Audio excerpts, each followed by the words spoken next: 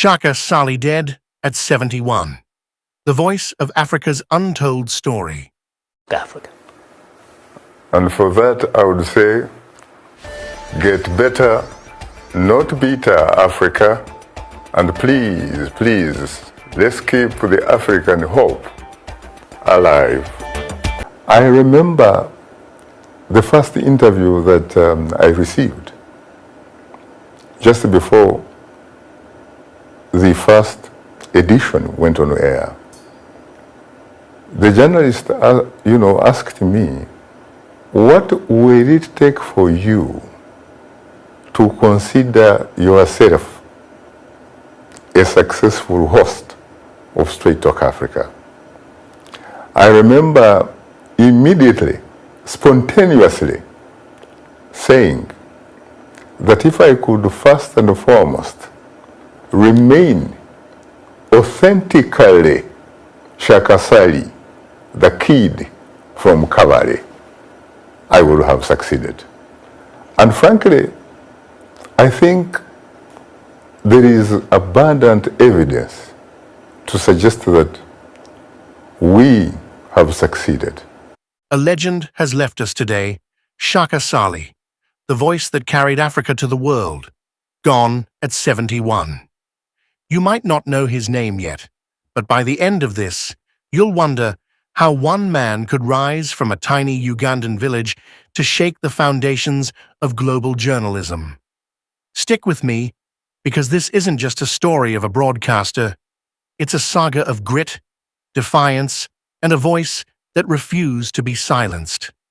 So, who was Shaka Ssali?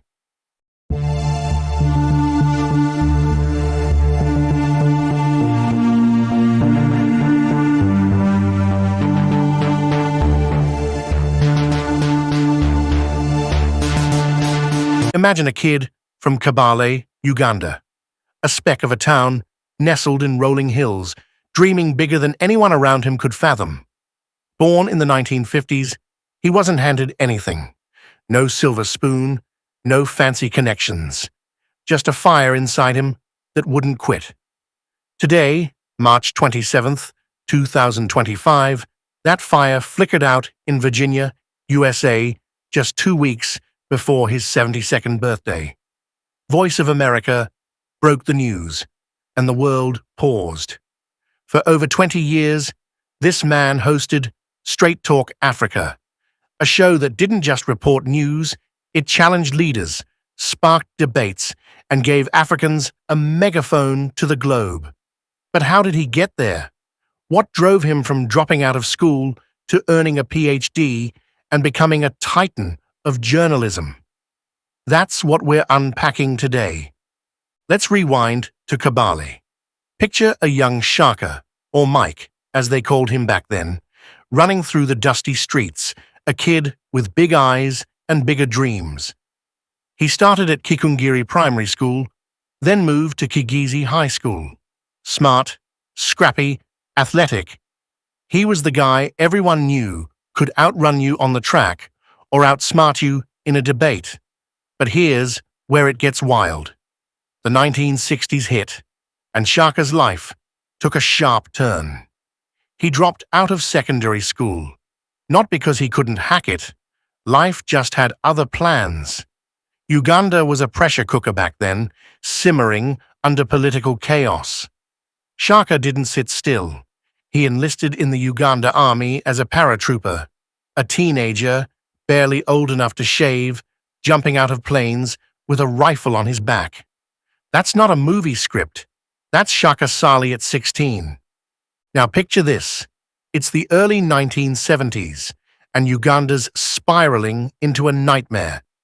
Idi Amin seizes power in 71, and the country becomes a killing field. Shaka's in the army, a young lieutenant, watching the madness unfold. He told this story on Straight Talk Africa years later, how the discipline of the military drew him in, the sharp uniforms, the parades. But then it soured. Power turned rotten.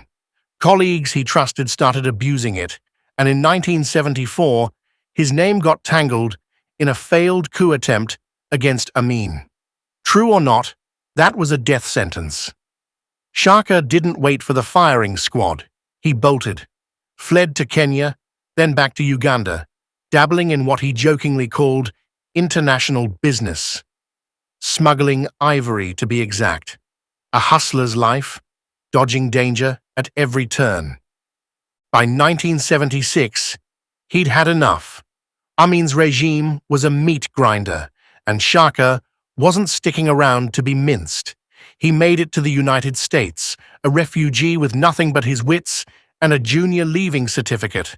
Most people would have stopped there, taken a low-key job, faded into the background.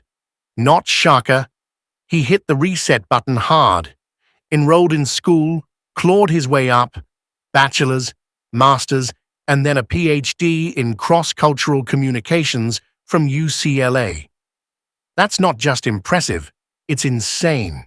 From a dropout paratrooper to a doctor of philosophy, all while carrying the weight of a homeland he couldn't return to. That's the kind of tenacity that doesn't just survive, it thrives.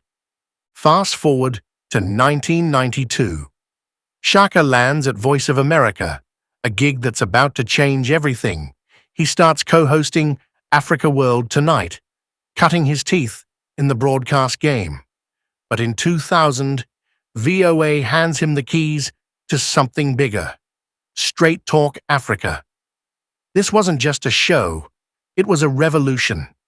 Every Wednesday, Shaka sat down with presidents, prime ministers, rebels, and regular folks digging into the guts of Africa's toughest issues. Democracy, corruption, development, you name it. His voice? Deep, steady, commanding. His signature line, "I'm profoundly honored and exceedingly humbled," wasn't just a catchphrase, it was Shaka laying his soul bare, every single time. Here's where it gets real. Shaka didn't play it safe. He grilled African leaders, Museveni of Uganda, Kagame of Rwanda, Kabila of the DRC, guys who don't like tough questions. He'd ask about press freedom while they squirmed, or press them on governance when they'd rather dodge. But he didn't stop there. He'd flip the mic to the people, farmers in Tanzania, students in Nigeria, letting their voices cut through the noise.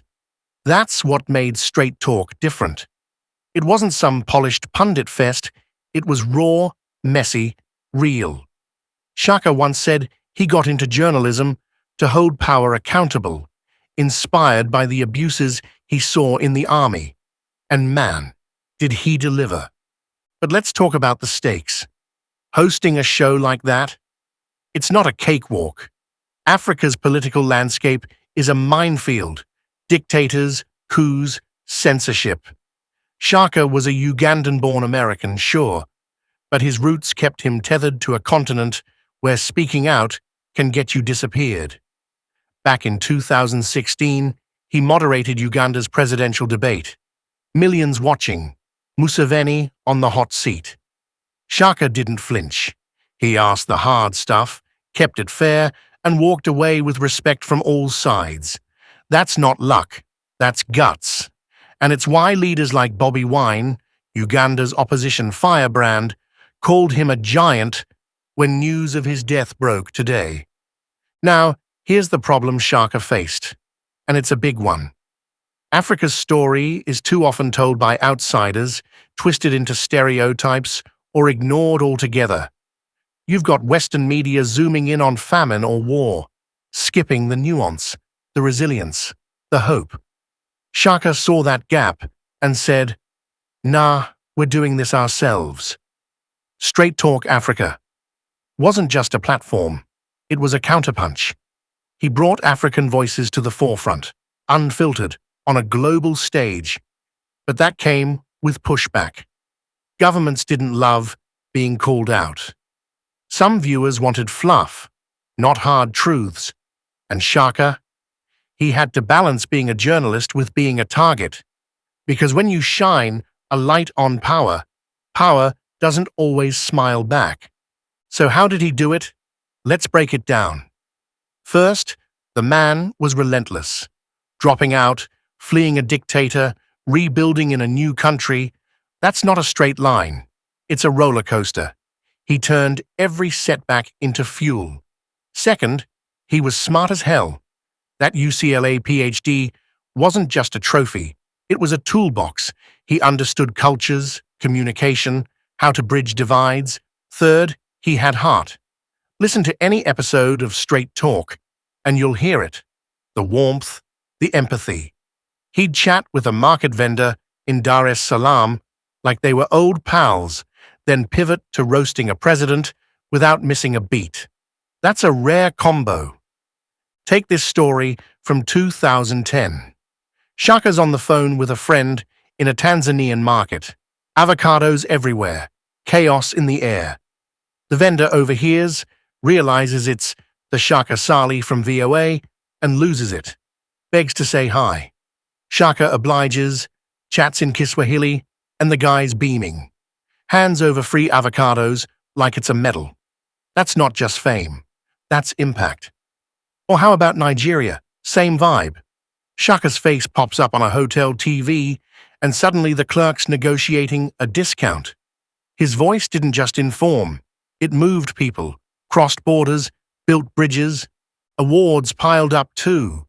VOA's Best Journalist Award, a UN peacekeeping nod, even his old school Kigezi College Butobert gave him their first ever highest achievement prize. Then, last September, the Ugandan North American Association hit him with a Lifetime Achievement Award. He stood there, frail but fierce, dedicating it to Kabale, his roots. "Let's keep the African hope alive," he said, voice cracking but steady. That wasn't just a slogan. It was his mission, and millions heard it loud and clear. But 2024 wasn't kind. His health started slipping. Social media buzzed with rumors, fake death reports. He had to debunk himself. "I'm alive and kicking," he shot back in April, classic Shaka style. He'd faced worse. Amin's goons, exile, starting over. This was just another fight. Except this time, he couldn't win. Today, in Virginia, surrounded by family, he slipped away. VOA's statement was simple, but heavy. A revered journalist and broadcaster passed away at 71, leaving an indelible legacy. 2 weeks shy of 72. Damn. Here's the kicker, the moment that hits hardest. Shaka wasn't just a voice, he was a mirror. He showed Africa what it could be. Flawed, fierce, full of potential. When he interviewed Bobi Wine in 2018, fresh off torture by Uganda's military, it wasn't just a headline. It was Shaka handing a mic to a generation screaming for change.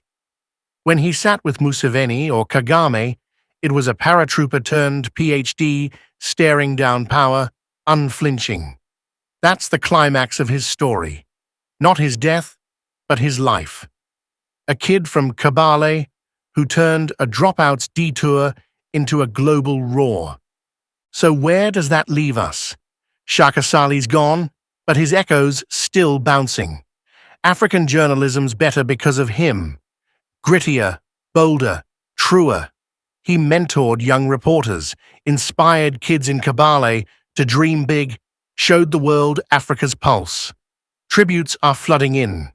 Bobi Wine's "Rest in Eternal Peace," friends calling him a bridge and vision. Me, I'd say he was a torch. Lit up the dark corners, passed it on, kept running till the end. Think about this. A man who fled death at 22 spent 49 more years giving life to others' stories. That's not just a career. That's a legacy carved in stone. So next time you hear someone dismiss Africa as a headline, remember Shaka. He proved it's a heartbeat, loud and unignorable. And if that doesn't make you sit up, nothing will. If this shook you up, wait till you hear what's brewing in Africa's next chapter. Hit that next video, because the story doesn't stop here. I have to say that there have been very many uh, events that have happened during my stay at the Voice of America for the last 29 years. But I think that I would sum it briefly as a very, very challenging journey that also was somewhat interesting and incredibly rewarding. You had loyal guests, Shaka, on your show that meant so much to you. They sacrificed their time to join you, rain, snow, or the summer heat. Why do you think they stuck with you to the very end? I was not a very traditional type of guy, and so I sometimes used what I would characterize as a sort of guerrilla tactics in order to get unfettered access to some very, very inaccessible guests, for example.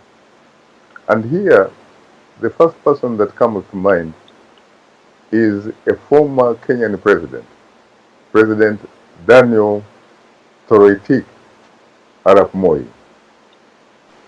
You cannot believe this, Esther, but it took me 7 years before I could finally link up with President Moi.